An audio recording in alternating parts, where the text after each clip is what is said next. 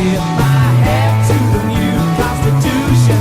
Take a bow for the new revolution. Smiling. All right, so hello and welcome once again to another edition of The WOW Show. My name is Greg. I am your host. I want to welcome those who are just viewing this for the first time or interested. We have Mr. Robert J. Miller, Webster resident, owner-operator of Robert J. Miller Funeral Home and former BOS member, as our guest once again. And I want to say thank you in you know, helping us out here and trying to give us some information on what is transpiring all over the place. But before we get started, I would like to say thank you. Well, first of all, I want to apologize for my appearance. Kind of ran around this morning, didn't have time to shave and put on something a little more business-like. So again, I apologize for that. Today's show, what we're going to do is, to start off, I'm going to have one specific question for Mr. Miller. And then what I'm going to do is go into some questions. I'm going to present these questions that were submitted by some of the members on the WOW page on Facebook.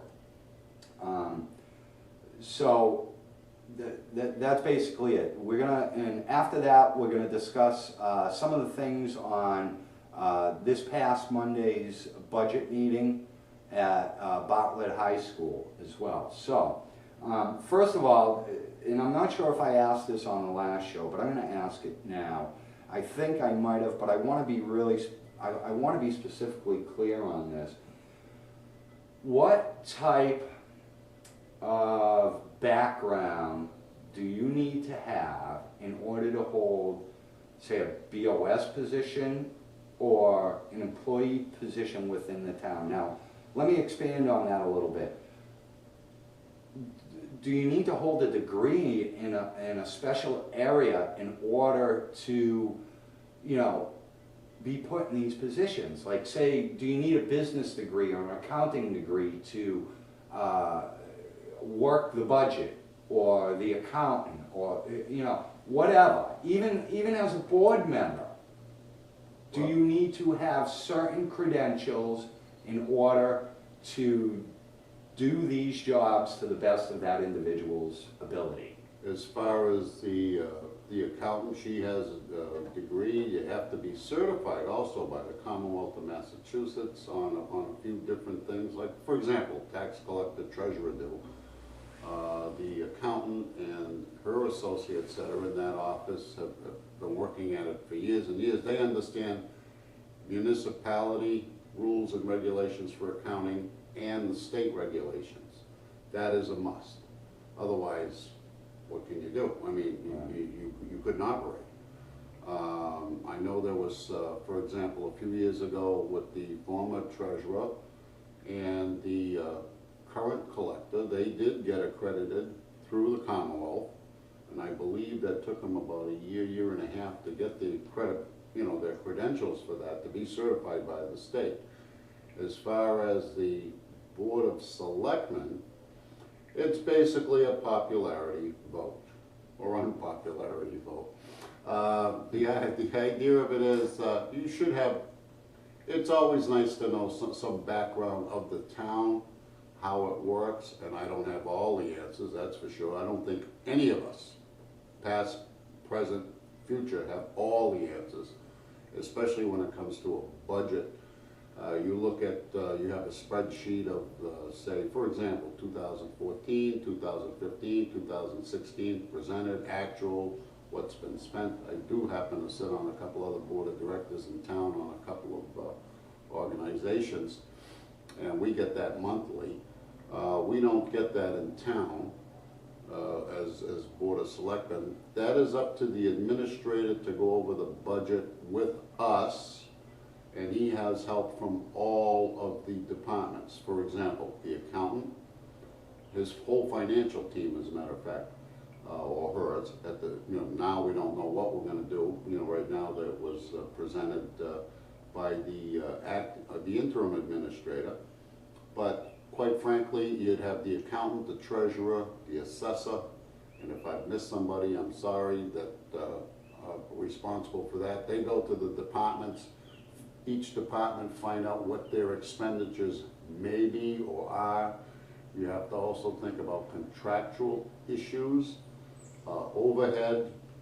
We always used to say, what is your wish list? And then after that, you'd sit down and you'd dwindle what you had to, because you only had X amount of dollars. Instead of $1, you might have only had 40 cents Right. to spend on something, but you had to go with contractual obligations, especially if it's union. Usually the non-union, which we have a few people in the building, for example, that are non-union, so some of the secretaries as an example, what they would do is we would give them raises according to what the union got and received. And that's usually worked out pretty fair, and everybody's usually been very cooperative. Sometimes, the last several years has been very, very rough financially for any city or town when it comes to that. So instead of people getting, as an example, 3 and 3% increments raises per year. Some of them have been 0.01, 1%, 0%, 1% if they were lucky. But then they talk about what their benefit package, you'd have to, when you went over the contracts, you'd have to see what you could work out as far as insurances, which is a big ticket item, retirement, et cetera, et cetera. You know, so there's a lot of work behind the scenes, of which I am not an accountant. I am not a lobbyist for any union or any of that. I'm just a self-employed nobody that hires an accountant to do my books. And I have a hard time trying to balance my own checkbook. But when you're dealing with millions of dollars, say anywhere between 40 and $50 million per year, and you have, not counting the school, as far as employees, you have several hundred employees, including the school, I should say. That takes up a lot too, as far as the retirement goes with the schools, and their pensions and so forth and so on. Health insurance, gigantic issue. We kept a cap on it as best we could, but we've been switching it around from here to there, and what is the best bang for your buck, and try to save a lot of money. But health insurance in the last, 10, 12 years has been almost, it's hard to keep up with that. It's even our own, my wife and I, we have, of course, we have health insurance, and it's like your deductibles, your co-pays, and so we try to keep up with that. Well, at least the town tries to keep up with that as best they can. And what, you know, we're gonna go to these questions in a second, and a lot of the things you have said, I think when we really start getting into Monday's meeting, I will have some questions related to on what you said, you know, to maybe find out why there are so many increases in so many areas, but yet we're trying to cut back, and the insurance that, you know, is absorbed, you know, if it's that much, we need to eliminate a lot of the mistakes in order to bring all of it down. But again, we'll get into that in a minute. Right now I'm going to, as I stated, ask Mr. Miller some questions from some of the members on the board, on the WOW Show Facebook page, and see if he can answer some or possibly help with some of the information that he knows on these questions. So I'm going to start off with, and yes, some of these individuals may have more than one question too. That's not favoritism. I'm just, you know, trying to get as many questions answered for the people as possible. So the first question comes, well, the first few questions comes from Earl G. And he wants to know, excuse me for a second, in Mr. Miller's opinion, What special skills slash qualities does the next TA need to possess to move the town ahead? And what areas of town government need attention, in your own opinion? My opinion, of course, you have to have a personal relationship. When I say that, a one-on-one with your department heads, but not to single out one over the other. You have to have what they call communication, and not to be favor one versus the other. You have to have people skills. You have to have, of course, you'd have to have any type municipal, know the municipal law. You'd have to know the state law and accounting. You're the procurement officer. You're the guy, you're the person, I shouldn't say guy, you're the person in charge of running a multi-million-dollar business. So you just can't be, I don't qualify, I don't have the credentials. I'm lucky enough to be on the part of the new TA search committee, and any questions that, or any questionnaires will go through the chair or vice chair. I just happen to be secretary, and we've all agreed upon that. But we will be putting out an ad very shortly, what the qualifications are, which are basically in the charter and any, the job qualification position, what it entails. And of course, it'd also be nice, because we also put a link for the town on there as far as charter, bylaws, who the town is, what the town is, who makes up the town. It's all gonna be on that link too, so I'm pretty excited about it, but it just can't be somebody that's just passing through. We'd like to see somebody, of course we would, that's highly qualified and has the people skills, but also the know-how to have, if a budgetary problem or situation comes up, what to do and who to work with. And I just mentioned the financial team in the town hall, who I think have done a fantastic job trying to keep us afloat. And I think that would be what we're going to be looking for. Of course, we're going to look for the best qualified to suit the town of Webster. All right. So, what areas of town government need attention, do you think? That's a loaded question. Well, that's what we do here on the WOW Show. Well, you have to look of any department. I'll generalize this because otherwise, you know, what are you gonna do, fire me? Already have been. But anyway, be that as it may, the idea of it is you cannot give one department more than, say, the other department that has been already they're short of help or whatever, and you're going with another department that will keep going in and say, well, I need this, I want that, I want this. You have a budget. Try to live as best you can with that budget, as much as it hurts. But day after day, you don't just keep going over and say, hey, oh, by the way, I got so many years in, so I need a check for a couple of grand. I need this. You also, and complain about something else when you're getting paid for it, but the town receives nothing for it. It doesn't make any sense to me. Those that are, or positions that are created, shall we say, after the board several years ago did away with a particular position, and all of a sudden there was an appointment to a position with raises and so forth. And I'm going, you gotta be kidding me. And it's like, well, we're gonna keep going and going and going, and you say, well, we gave you about everything, and I think it's hurt other departments within the town, my opinion. And maybe that's because of my big mouth. I did ask those questions, and not publicly, but in executive session, and I got absolutely nowhere. Which I think, and which caused legal bills, which caused increases in town's insurance, and on and on.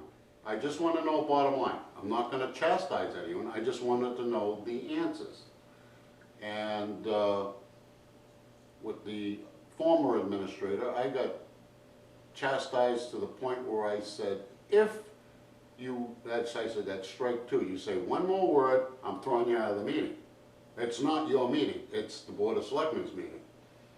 Because I was highly insulted at his answer, because it had nothing to do with the exact question that I was asking at the time. He went off on another tangent, and be that as it may, I didn't think it was fair, because it cost you, cost me, cost anybody out there, it cost us a lot of money.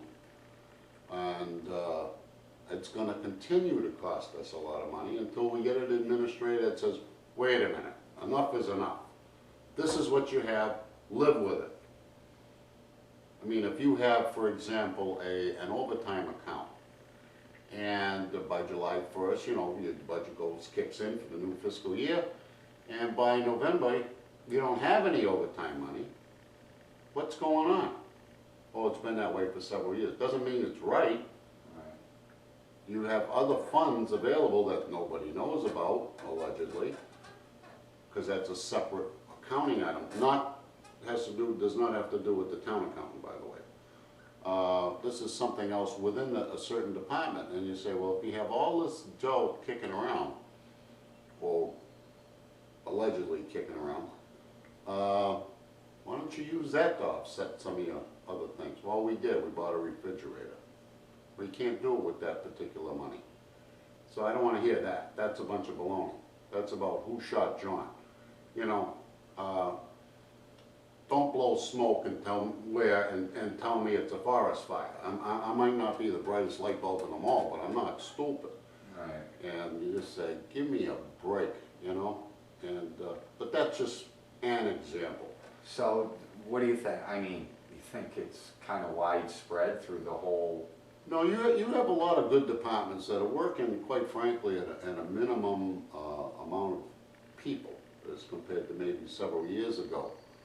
And some people may or may not agree, but for example, you have the highway departments down several people. Which will only get this. The town will be, every town, city or town gets reimbursed through Chapter 90. It can be to buy equipment, improve roads, or that sort of thing. Of course, we had all the snow last year, so the state will reimburse us X amount of dollars. I don't have the figures in front of me. But over a period of a few years, if the town does not use that money, it has to be returned. So if you have, for example, I'm just using examples, that's all this is. Say the town got $300,000, Chapter 90 money. And next year they got $200,000, and the year after they got $100,000. Now you say, oh boy, you got all this money, you can do a heck of a lot with it. You have to improve roads or do whatever you have to, yes, your infrastructure. But if you don't use it, you have to give it back. So, for example, if you have to upgrade a piece of equipment, say a dump truck, as an example, and you can take that out of the Chapter 90 money to purchase that dump truck, but you do not, it does not include, say, a plow. That has to be appropriated through the town meeting. I know, but you get the truck, but not the plow. So, say the highway, as an example, would have to go to town meeting and say, well, we got this truck, but we have to appropriate $16,000 for the plow that fits that particular truck. And the town meeting would either say yay or nay. I was one of the, years ago, when I was on the finance committee, I always said, you know, we always went with the so-called cheapest. That was always the best. So if you had, and I'm not downing anyone, because that's just the way business was done years ago. I says, you have a Ford truck, you have an International truck, you have a Chevy truck. I said, why don't you just, or even the Cruisers for that matter, I said, why don't you unitize what you're buying? In other words, if at the time, say if you had Ford, Louisville Fords, for example, I said, then get the next one, next one, next one, This way, if you had something broke down, maybe you'd have parts to back it up, it wouldn't cost the town, because we do have a mechanic, he's excellent. We had the one before that was excellent. Can repair all this. Same with the police cruisers. Of course, they've changed the cruisers now. You can't get the Crown Vics like you used to. The Louisvilles then became Sterlings and so forth. But the idea of it is, at least you're trying to get all these things, so, and you gotta keep them up because, quite frankly, like the dump trucks, as well as, and the equipment, you're in New England. And you can wash them every day and rinse them and wax them and do whatever you gotta do. But the elements do sooner or later rip them apart. But we're pretty lucky with trying to maintain our equipment, and that did work for quite some time. And then the companies changed everything, so you couldn't do it. But I brought that up. I always said too, I said, instead of the small 6-wheel trucks, eventually split your fleet into getting half of it 10-wheelers, half of it 6-wheel trucks. And, you know, everybody kind of looked at me. I said, well, think about it. I says, on the smaller side streets, if they're not using a different piece of equipment, and they're just using, say, either a big truck now, so when I say that, I mean a 6-wheel dump truck, or maybe now you have the bigger 550s or the 450s, all-wheel, four-wheel drive, all-wheel drive actually. They can do the side streets. But suppose you have to haul snow out. We're always hiring people. Or you have to pick up materials, whether it be dirt, whether it be tar, whatever it might be. I said, rather than send 6 trucks out, send out 3. I said, duh. I mean, that's the way I thought about it, because I know, remember years ago when you removed snow, you know, you were hiring guys with the bigger trucks. And our little trucks, our smaller trucks, were, you know, taking a spoonful as compared to a cupful, you know? Right. So that's all you're trying to do.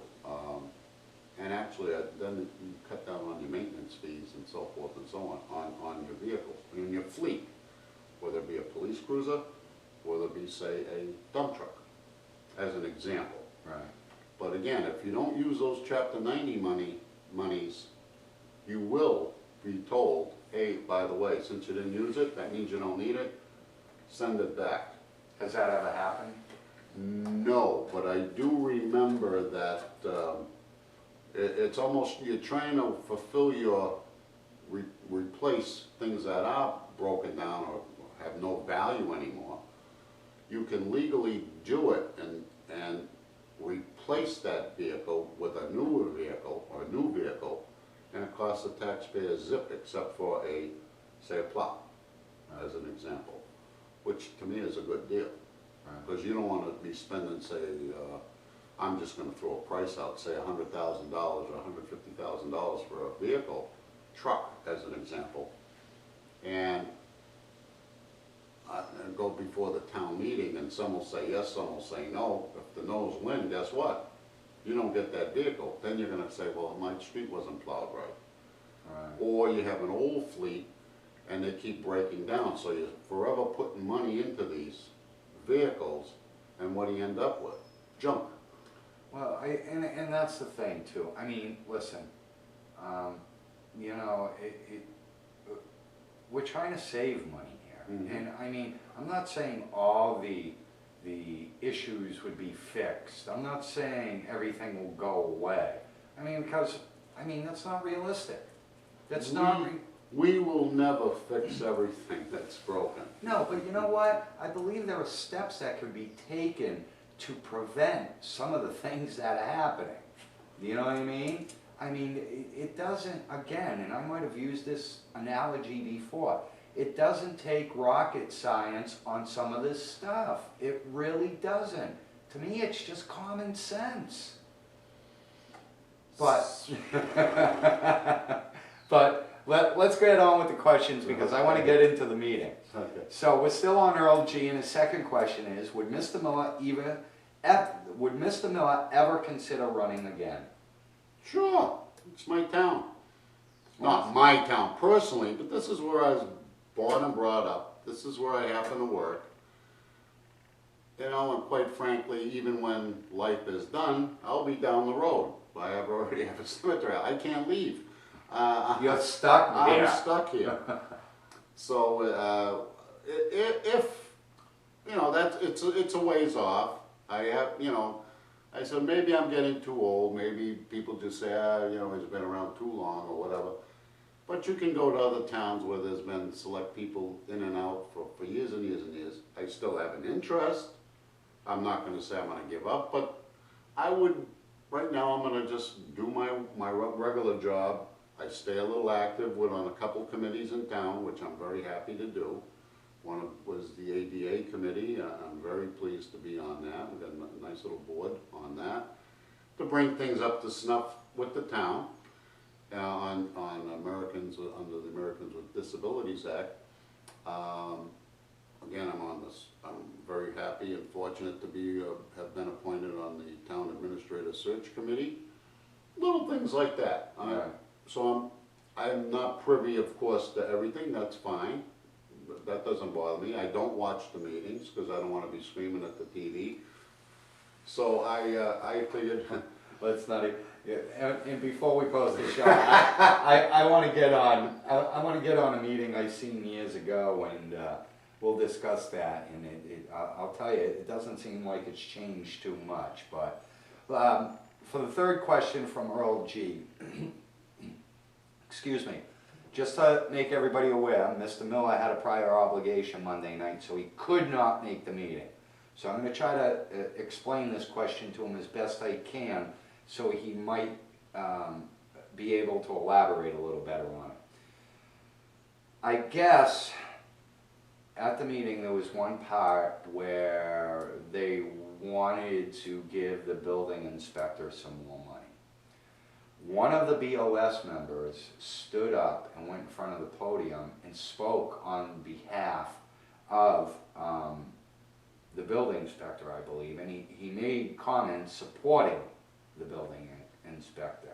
Do you think this BOS member should have abstained from that when it comes to, I don't want to speak for this individual, but the way it's worded, in my impression, is, do you think he should have abstained from making comments supporting the increase in the building inspector's salary? Or, I mean, I can't give you it's a hard question to answer because you obviously weren't there, and I don't think you know what I'm referring to. And I apologize for not being there, because if people know me over the last 30 some odd years, I've always been to a meeting, regardless of whether I'm just sitting in the audience. I've been the moderator 1 or 2 times, which was, I'll never do that job again. So I respect the moderators and the assistant very, very much, and even past moderators. And I wasn't, like I said, I had to work. I do have a real job, and as we all do, or past and board members, but the idea of it is, and current, but the idea of it is, if, my opinion, and this is strictly my opinion, I could be 1,000% wrong, if the person that got up to speak, and I don't even know who it was, so I really... Well, I don't want to... Which is okay, that's okay. But the idea of it is, if that person already had a building permit that was out, in other words, posted in one of their buildings, as an example, or a house, or what have you, I would have, my own personal opinion was, I probably would have deferred it either to another member that doesn't have any interest in that, or deferred it to the administrator, or the interim at this particular point to justify that. But if you had it would almost come under a little bit, again, this is only my opinion, a little bit of a conflict of interest. Not that the building inspector was promised a lot of things prior. And there was even talk that he might leave to go to another town, which will now be part-time there, so I don't think he'd be interested. But the thing is, you want a strong building inspector, but somebody that's also reasonable. I've dealt with them on different things, and he's always been Well- very good to me. But I think you might get into a little bit of a conflict of interest if you have building permits or future building permits, either that have or are existing at this point, to get up and speak about the raise. And again, I don't know which one it was, that's okay. If they didn't, I don't know why any of the Board of Selectmen would get up and talk on their behalf. That would be the job of the interim administrator or the administrator. Okay. That'd be my opinion. Okay, so we're gonna go to our next question, from James B. And, excuse me, this question, not from James B., but from another individual. I wasn't sure exactly what they wanted me to ask, so I'm just gonna say it basically the way it is. James B., Chief of Police. Would you like to elaborate? I mean, what do you think about the current situations, I guess, with some of the things that have been going on? I can recall two more frequently, and I know it's about the getting the, what was it, the FBI for some petition, and now blocking the license for the Princess on the lake, the liquor license. I guess he went in last week or whatever, or the week before, I can't It recall. was last week. Last week, and he basically blocked it, and requested that they serve no alcohol. So I don't know specifically what he wanted, so I guess I'll just throw that out there and you know, see what your thoughts are on some of this stuff. Well, it's no secret that that's one of the reasons I was thrown out of there. Thank you, Chief. But the idea of it is, as far as the FBI, I think that is a bunch of baloney, because quite frankly, you have a citizen's petition on a municipal, you know, that was signed by I believe 10 individuals. That is your right. To have it a federal case, I think that was overstepped. So, and that was a matter of, that was in the T&G. I didn't make this up. That he called them in. That's not a federal crime. That has nothing to do with the feds. And I think that was just overstepping bounds all the way around. And a right as a citizen to file a citizen's petition, regardless if you agree or disagree, and then try to stack a meeting after that too, with maybe non-resident police officers in a town meeting with town equipment in uniform. I don't go for that crap at all. Another thing was, now with the Princess, whether you agree with it or you don't, technically there is a bylaw, and I think the town passed that bylaw, having this a dry lake.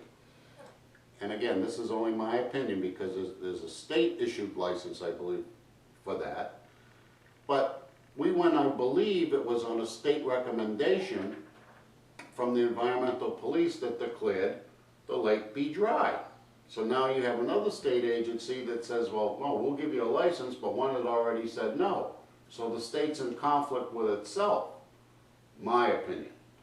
And it is interesting. I'm not saying he's right or he's wrong on that one. That's a tough call. Well, I got a question about it, and I'm sorry I don't have the information in front of me. I should have brought it. I also wanted to bring the fiscal year budget for 2016 that was presented, and I forgot that again. I was in a rush. I apologize. The way I seen the bylaw, or whatever it was that was posted by another Board of Selectmen member, it says open container. The operator shall not be in consumption or whatever. The way I interpreted it is that, number one, the operator of this vessel is not gonna be drinking. No. So I don't even know how that could come into play because of that fact alone, he is, Designated driver, so to speak. yeah, and if you have that, then how can they, I mean, I understand about the open container law. I believe that's totally different from the actual consumption or a driver being under the influence. But if the case is he's not gonna be drinking, then why are they doing this to begin with? That alone should negate anybody from stepping in and saying, hey, no, you can't do this. Again, we walk the fine line Yeah, of Webster. it's a very fine line. I know it is. And I'm not, I mean, and I'm not saying what he did was right or wrong either, but I mean, this is supposed to benefit the town. To me, I don't drink anymore. Maybe I'll have one here, there. Canada Yes, Dry. this is what you call, this is what you call product placement. That's in marketing, okay? Crowley's won't be happy with it. No. But you know what I'm saying? I mean, it kind of almost seems far-fetched to go out on a limb for this. Now, again, this is for the town. I don't drink. Very rarely would I have one. Not compared to years past. But we won't go there right now. Join the club. But I would even think of going on that thing and possibly having a cocktail. Not to get sloshed, not to get drunk, but just to maybe enjoy a drink, you know, and take in the scenery and snap some photos and, you know, what have you. So if it's a 90-minute ride, why even push it? And there's been a lot of banter back and forth on the WOW page about this, about, oh, well, you know, you're going to get people who are going to go on that thing, and they're going to down as much booze as possible, and I understand those points, you know, but in 90 minutes, I mean, yes, I could see somebody drinking a lot in that time, and I also could see someone not drinking a lot in that time. I think, if I may, the only thing that's occurring to me would be the liability if, say, somebody got injured while, and again, I might be off on the wrong side of this, the liability factor on the captain or the LLC that operates that vessel, regardless of their licensing, of which I have, but it's been sanctioned by the ABCC as best I know. But the thing is, maybe they're looking at the liability, even though we know that the captain, at least I don't know the captain personally, but the idea of it is, if he's got that much responsibility with that piece of equipment, he's not gonna be, you know, down in Manhattan, you know? Right. It just I mean, doesn't work. it's just, Maybe it's on a liability side on that. yeah, but isn't with other he people covered that- for that? The I'm owner? assuming, I mean, doesn't he have to get insurance for this thing, which would cover that? but And that's another reason why this shouldn't have been done, because if it does come down to a liability issue, the guy is probably paying premiums that nobody has ever seen before in their life. would he on an LLC?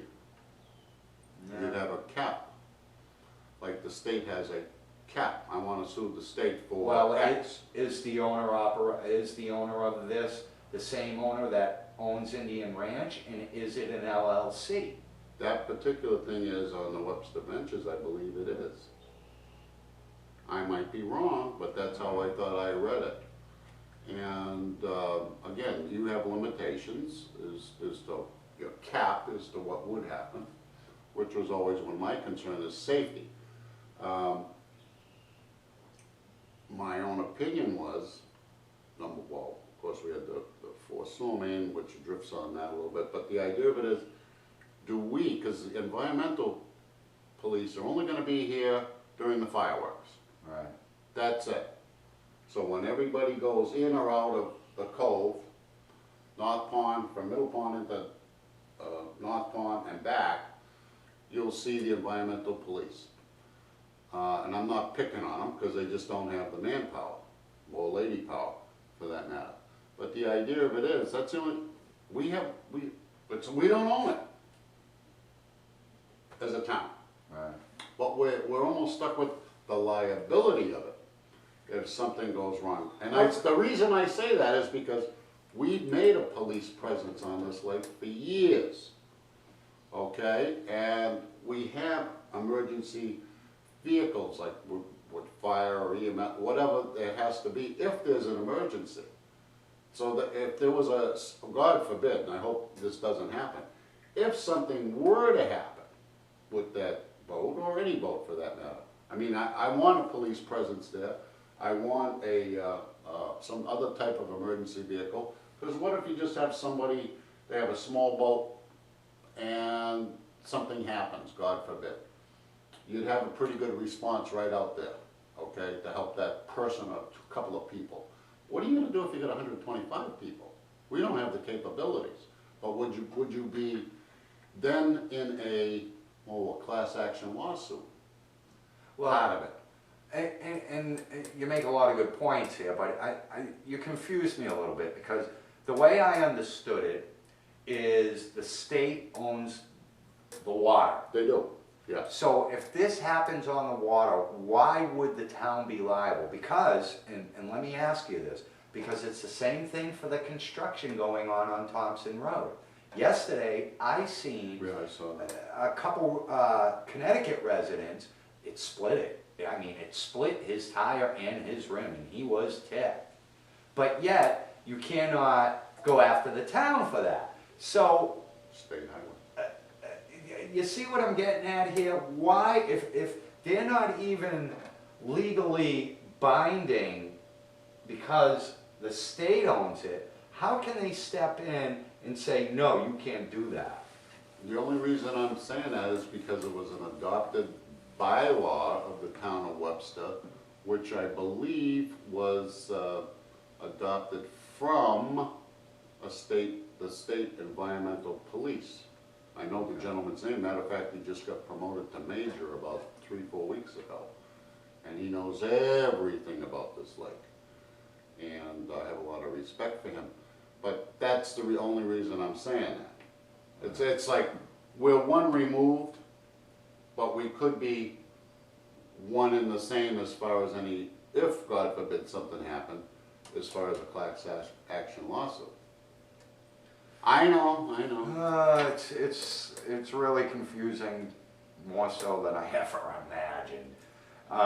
That's only my opinion. So I guess to close this question out, what are your thoughts as far as the chief of police and how these things are being handled, and, you know, are we wasting tax dollars from the things he is doing with, you know, does it cost us money to call in the FBI on this? Does it cost us money to stop this this ABCC license? I mean, I guess that's what it would come down to for me.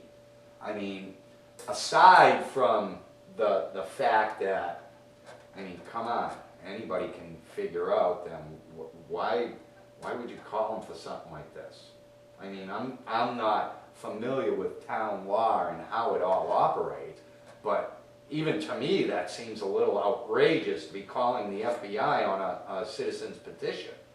I mean, and now this with the ABCC, and, you know, there are other things out there too that we won't get into, but... Well, on the FBI thing, that, to me, that's totally outrageous. This one particular gentleman, the FBI went to his house on 3 different times, and from what I understand, maybe 4, but I think 3.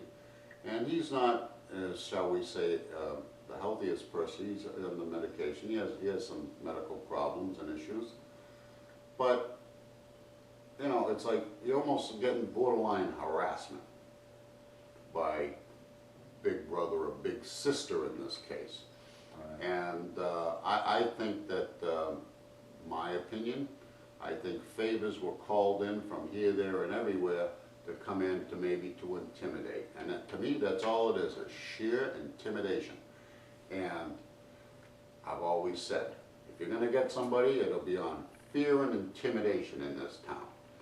And that shouldn't be. I know it does exist.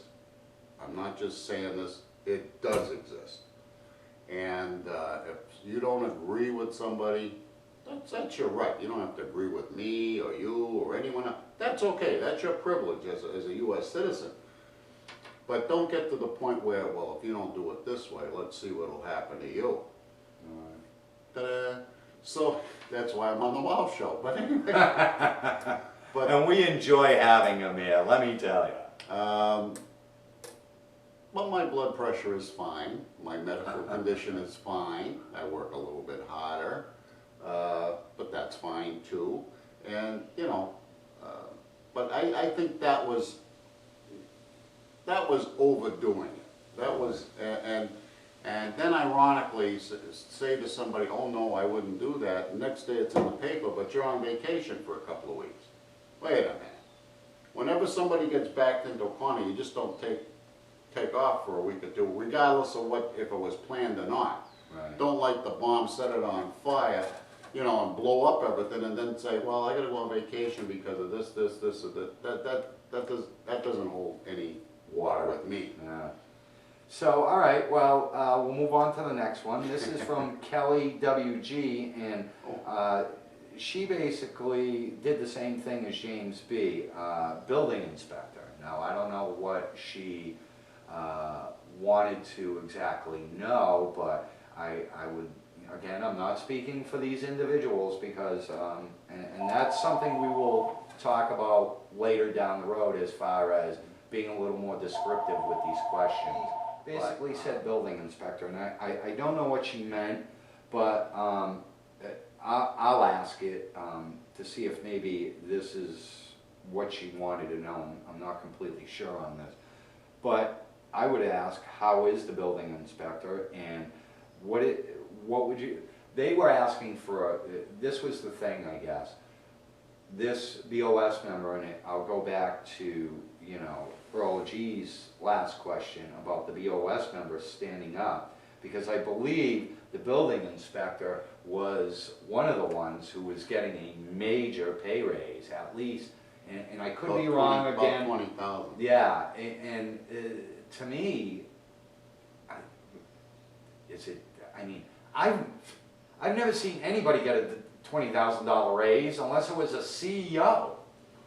Well, I happen to be CEO of a minor corporation, my own, and I haven't had a raise in, sad to say, because the guy I work for is terrible, 39 years, but be that as it may.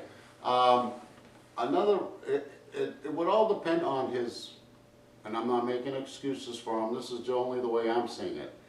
If he's going out on more inspections, there were times that we even had him, other prior inspectors would get a stipend, if you will, but then for every inspection would get X amount of dollars, you know, based on your permit fees.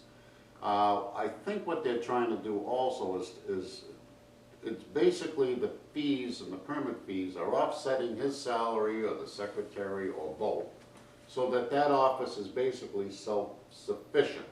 In other words, oh, well, every year you'd have to come back to the town meeting. Oh, we need to appropriate X amount of dollars to keep that open, that office open. Well, you do have building, you have a million different permits regardless of what it's for. And also, some people will just go down there just to ask for information. What should I do? Where should I go? For example, you have the building inspector is also the zoning agent. Okay, so if we're going to do a deck over, we're just replacing it. So conservation had to come up because you're on the lake. So anything within 100 feet, and I'm screwed because I'm on a peninsula, so not either way. Well, I guess she's But the fees, you know, the fees would upset any of his. which leads me, and I think maybe this is what she's asking, because recently it's been brought to the attention, someone found out, because I read it somewhere, I can't recall where, but certain permits, the fees have been waived. So if they've been waived, I mean, I don't know, if it's self-sufficient and you're waiving these fees and then you're asking for a $20,000 raise, why are you waiving these fees then? what has always happened, whether you agree or you don't agree, you have a major project in town. For example, school, police, just to name a couple. The contractors come in with a proposal of X amount of dollars. They also have a line item there on fees as far as permits. Oh, well, does the town get that deducted off of that final price, or is that pocketed by, and I'm not saying that the contractors or architects or whoever are pocketing it, I don't know. But if they allowed, say, $500,000 for permit fees, based on other jobs they've done in, say, other cities or towns, do we get that off the bill? Does that come back to the town if you've waived, or percentage of the fees? We did that with the hospital expansion on emergency. We capped it at such and such, rather than be here, we gave them a break to there, Well, from my understanding, I guess as an example. there were a couple permits that were given out the past couple weeks, I believe, and I don't know the details, so I don't want to go into it because I don't want to look like a fool, and I can do that very easily. Me too, I'm With a no- professional. Yeah, with no help from anybody, I can do that just fine on my own. But I don't know if it was for a nonprofit. I don't know if it was for an organization that supports veterans. And I wouldn't have a problem if they waived the fees on these things. But if you're doing it for somebody else and waiving the fees, how can you go in and ask for a raise? Because, and I'm going to bring this up because I believe, and if I'm wrong, I apologize. I believe TSKK was one of these entities that had the fee waived on the permit. Now, TSKK is, last time I checked, is in a nonprofit org. It isn't a club for veterans, to my knowledge. So why were the fees waived? And that's the way I seen it. I could be wrong, but to me that was what somebody was mentioning, that some of these fees for these permits are being waived. And I guess, from Kelly WG, maybe not, that's what she was talking about. And I apologize, again, I apologize for this question and the last question if it is not specifically what you meant. Again, we will go, I will make a post on the Facebook page to maybe be a little more specific with their questions instead of just putting, a position on there. So, I mean, again, I don't know. Do we make a habit of waiving fees for veterans organizations and or nonprofits? And that's fine. I don't have a problem with that. I believe they are entitled to that. Some are waived totally. Some are, depending on who it is, as an example, they would be reduced. Okay, so I believe there was another organization, but it was veteran oriented. And I believe it was a connecting fee for fire prevention. But it was gonna be like a lot of money, but the connecting fee or something, the permit fees were reduced. So it would be, because they're just about struggling like everybody Right, else. and listen. And it's a veterans group, and that's, to me, I don't have a problem with it. Right. But usually they were presented to the board per se, not that we would act on, we'd have maybe a little discussion, sometime be an executive session, or we get an email from town administrator or something, what do you think about, or would you come in and talk to me? What is your opinion on A, B, or C, or whatever the question might be? I know that happened a few times, and then we'd discuss it. Whether it be an open meeting, usually it was an open meeting, and sometime, for example, I use the hospital again as one example. Not to exceed $50,000 in permits, fees. But they still would have to, if you had the electrical, you had the plumbing, you had the building, you had A, B, C, D, E, F, G, it would not exceed that amount. Right. What it would have cost, I don't know. Would it have been 80 or 100,000? I don't know. You say, well, but, and quite frankly, at the time, you had, you needed a new emergency room, regardless. Whether you go there or you don't go there, at the time, the community was behind it. So we, as a board, decided we'll cap it. It's not to exceed this money. They pay the rest, but not to go over it. And I believe it was 50. I could be wrong, but I think it was $50,000. Not to exceed that, but the town would get 50. Alright. So would they, let me ask you this then, because this is gonna lead me up into my point, I guess. So when the new Price Chopper got built, whoever, the developer or whatever, went to the town and had to get a building permit, correct? Correct. Whether they capped it or not is irrelevant at this point, because I just wanna... I never saw anything like that. All right, well, I guess my question is, if you are getting that kind of money from a hospital or a business such as Price Chopper, now you just said, as an example, you put the cap at $50,000. Not If- to exceed, yeah. So that money should go into an account for the building inspector, and does he use $50,000 worth of fees, worth of this fee? Don't forget, it's not just the building inspector. You might have the wiring inspector, the plumbing inspector, Yeah, but you if have it- several. Is that $50,000, say just for the year, all right? Just for the year, all right? One fee, $50,000. What happens to that money, and how fast is that used on that department? Like, does that 50,000 sit there and then they go along and use it as, That would be, well, that would, again. because that's a lot of money.